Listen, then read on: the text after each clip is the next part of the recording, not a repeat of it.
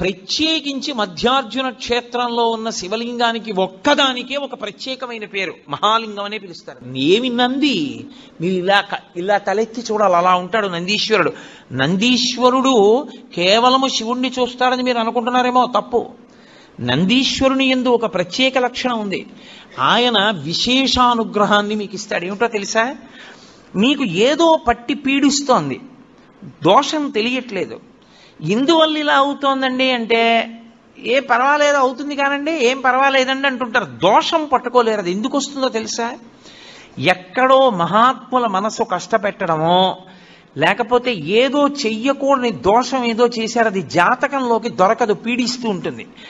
మీకు దొరకని దోషం పోవాలి అంటే ఒక్క నంది అభిషేకానికే పోతుంది. అది ఎప్పుడో తెలుసా? ఎప్పుడు పడితే అప్పుడు చేయడానికి వీల్లేదు. త్రయోదశి నాటి సాయంకాలం శివాలయంలో శివలింగానికి పొద్దున్న అభిషేకం అయిపోతుంది కాబట్టి అలంకారం చేసేసి రుద్రాధ్యాయంతో నందీశ్వరుడికి అభిషేకం చేస్తారు. అభిషేకం చేసి నంది మూర్తినంతటినీ కడిగి అలంకారం చేసి చందనం బొట్టి బొట్టు పెట్టి నందీశ్వరుడికి శివలింగానికి ఏకకాలంలో హారతిత్తితే సమస్త దోషములు ఉపశాంతి పొందుతాయి. ఒక్క త్రయోదశి నాడే. ఇక ఇంకొక రోజు లేదు దానికి. దోష నివారణార్థం చేసేటటువంటి అభిషేకం నందీశ్వరుడికి ఉంది ప్రదోష వేళలో. జాతకంలో వచ్చేటటువంటి అంత గొప్ప గొప్ప దోషాల్ని కూడా నివృత్తి చెయ్యగలిగిన శక్తి ఎక్కడ పటమరిస్తుందంటే శివాలయంలో పటమరిస్తుంది.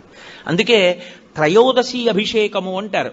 దానికి నంది దగ్గర బయలుదేరి ప్రదక్షిణం చేసి నంది దగ్గరికి రావాలి. దానికి ఒక ప్రత్యేకమైన ప్రదక్షిణ విధానం ఉంటుంది. ఆ ప్రత్యేక ప్రదక్షిణ విధానంలో ప్రదక్షిణం చేసి మళ్ళీ నంది దగ్గరికి వస్తారు. దాన్ని నంది నమస్కారము అని పిలుస్తారు. దాని చేత శివానుగ్రహం పరిపూర్ణంగా కలుగుతుంది. తత్తీర్థం తల మీద చల్లితే చాలు. ఎప్పుడైనా జరిగిందా ఇక్కడ నందికి అభిషేకం? త్రయోదశి నాడు దోష నివారణార్థ శివాభిషేకము అని చేస్తారు. నందీశ్వరుడు యొక్క శృంగములలోంచి శివదర్శనం చెయ్యాలి. అసలు నందీశ్వరుడి దగ్గరికి వెళ్ళి ప్రార్థన చెయ్యకుండా శివలింగం వంక దర్శనం చెయ్యకూడదు.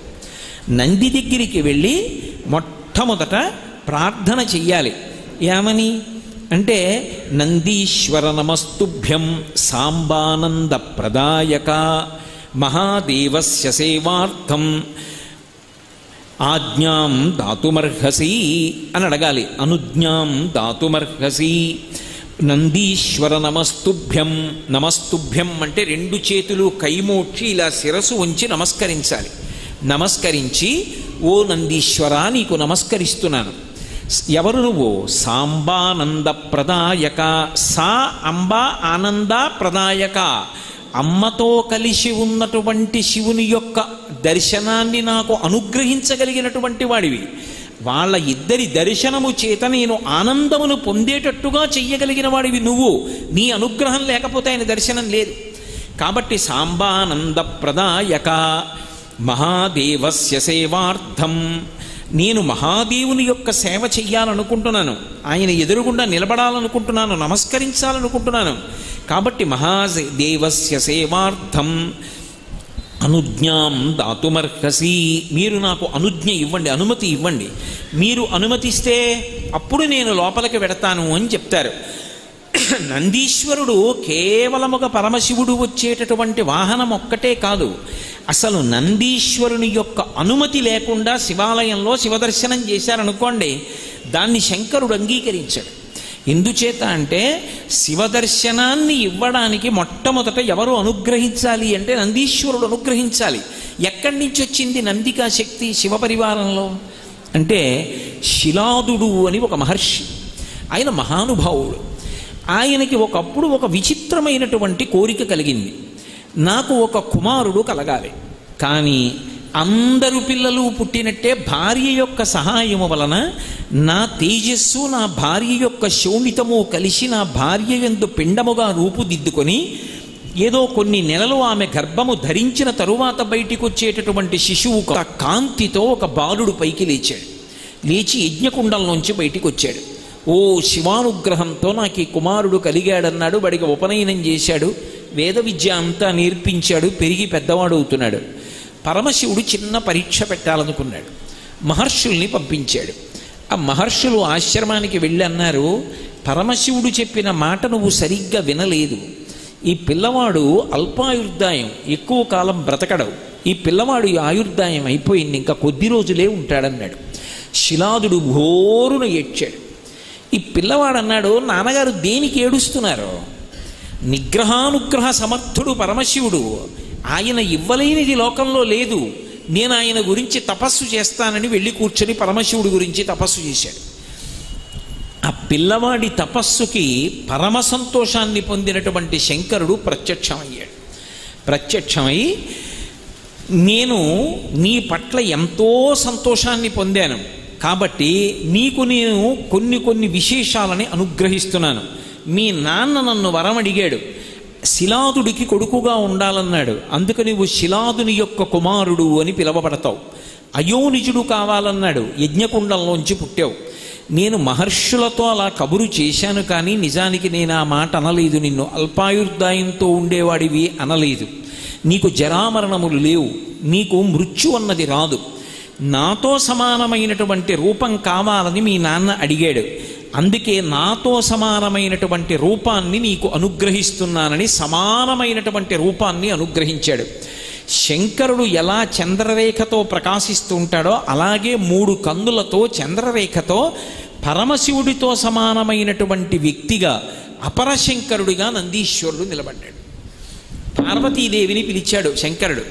పిలిచి, పార్వతి, ఇతను నీకు పుత్ర సదృశ్యుడు, ఇక పైనుంచి ఇతను కూడా నీకు కుమారుడే. కాబట్టి ఈ నందీశ్వరుణ్ణి నీ కుమారుడితో సమానంగా చూడు. విఘ్నేశ్వరుడికి సుబ్రహ్మణ్యుడికి ఏ స్థానం ఇచ్చావో అదే స్థానాన్ని ఈ నందీశ్వరుడికి కూడా ఇవ్వాలి అని తన జటని ఒకదాన్ని పెరికి ఆ జటలో ఉన్నటువంటి జలాన్ని ఆ పిల్లవాడి మీద పిండాడు. పిండినప్పుడు ఆయన జటలోంచి వెంటనే ఒక నది పుట్టింది. ఆ జట పిండినప్పుడు ఆ పిల్లవాడి మీద పడి ఆ పిల్లవాడి శరీరం అంతా తడిసి ఆ నది ప్రవహించింది. దానికే జటోదక అని పేరు. పార్వతీదేవిని పిలిచి, ఈ పిల్లవాడు నీకు కుమారుడు అన్నాడు.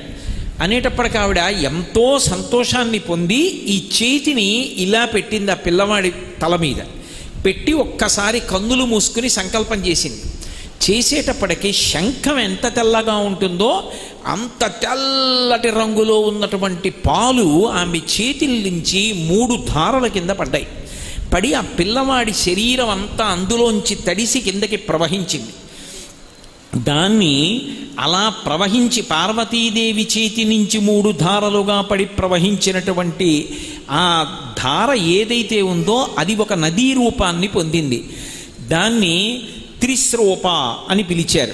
అలాగే ఎప్పుడైతే శంకరుడి యొక్క జట నుంచి వచ్చినటువంటి ఉదకము చేత తాను తరిశాడో, పార్వతీదేవి యొక్క చేతిలోంచి వచ్చినటువంటి 3 ధారల పాల చేత తరిశాడో, పరమ సంతోషాన్ని పొందినటువంటి ఆ పిల్లవాడు ఒక్కసారి గట్టిగా అరిచాడు. ఆ అరిచినప్పుడు వృషధ్వని అంటారు. అంటే ఎద్దు అరిస్తే ఎలా ఉంటుందో అంబారామం అటువంటి రవం చేశాడు. అంత పెద్ద కేక వేసేటప్పటికీ ఆ ధ్వనిలోంచి ఒక పెద్ద నీటి బుగ్గ పుట్టి నదిగా ప్రవహించింది. దాన్ని వృషధ్వని నది అని పిలిచారు. అప్పటికి 3 నదులు పుట్టాయి. శంకరుడు పరమ సంతోషంతో తన తల మీద ఉన్నటువంటి కిరీటాన్ని తీసి పిల్లవాడికి అలంకారం చేశాడు. ఇంతకాలం పరమశివుడి తల మీద అలంకారం చెయ్యబడినటువంటి స్వర్ణ కిరీటాన్ని తీసి ఈ పిల్లవాడి తల మీద పెట్టేటప్పటికీ ఆయన తలలో ఉన్నటువంటి గంగధారతో కూడుకున్నటువంటి ఆ కిరీటంలో ఉన్నటువంటి బంగారంతో కూడుకున్న జలం పిల్లవాడి శరీరం నుంచి కిందకి నదిగా ప్రవహించింది. ఎందుకు ప్రవహిస్తుంది అంటే మిగిలిన వారిని అనుగ్రహించడానికి. దానికి జంబూ అని పేరు వచ్చింది, జంబూ నది అని.